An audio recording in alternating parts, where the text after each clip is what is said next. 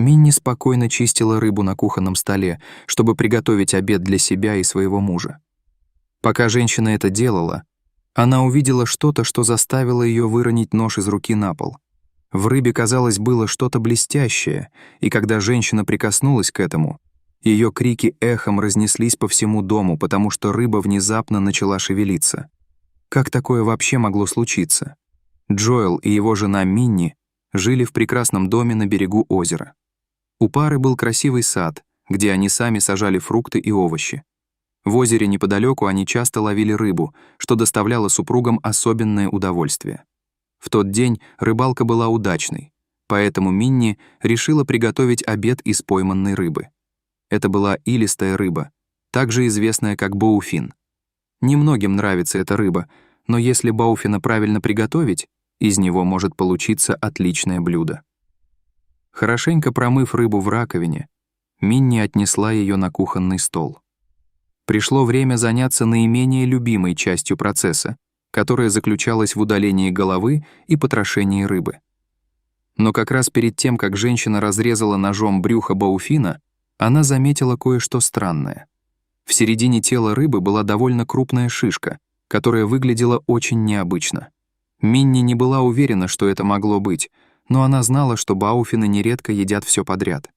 Вскрыв рыбу, Минни присмотрелась получше и вскрикнула от неожиданности, так как внутри она обнаружила красивое, но немного потускневшее от времени золотое ожерелье с подвеской в виде якоря.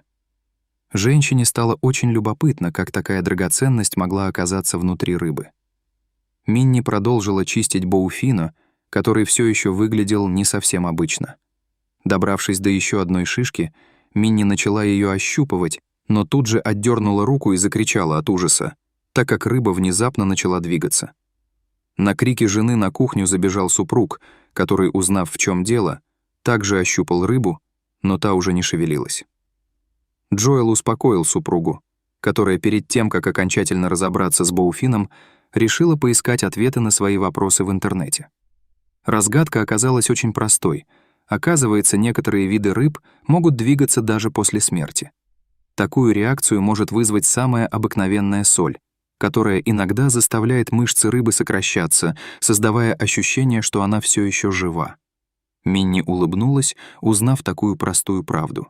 После этого женщина показала супругу золотое ожерелье с подвеской в виде якоря, а Джоэл даже раскрыл от удивления рот. При этом Минни продолжала чистить рыбу, из желудка которой внезапно выпали несколько небольших светлых шариков. Джоэл взял шарики в руки, хорошо промыл их в воде, после чего начал тщательно рассматривать их под светом лампы. Через пару минут мужчина уверенно заявил, что это были настоящие жемчужины, которые, похоже, боуфин принял за что-то съедобное и проглотил их вместе с ожерельем.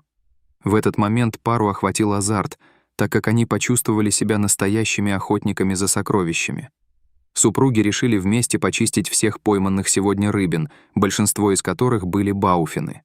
Почти все рыбины оказались без сюрпризов внутри, а вот при чистке последнего бауфина нож Минни вновь наткнулся на что-то твердое.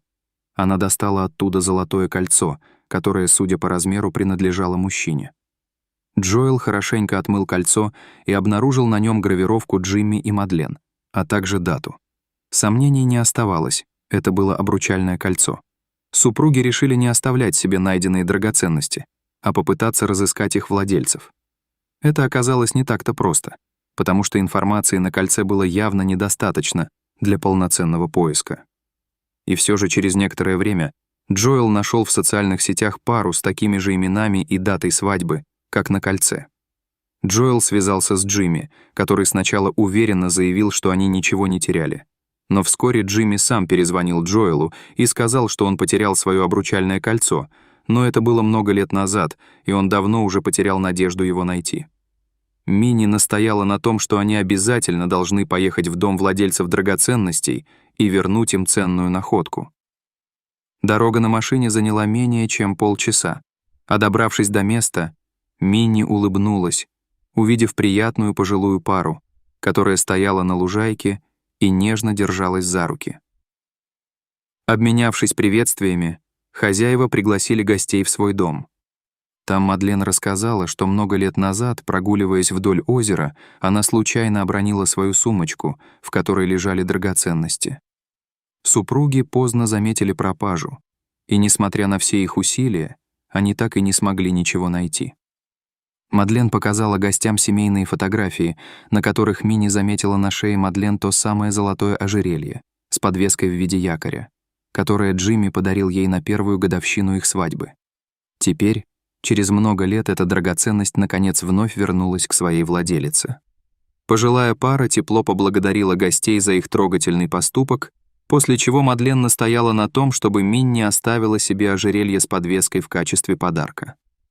Когда Минни и Джоэлу пришло время возвращаться домой, пожилая пара обняла их как старых друзей. Минни и Джоэл возвращались домой в отличном настроении, думая о том, какие удивительные сюрпризы порой преподносит нам жизнь. Пока.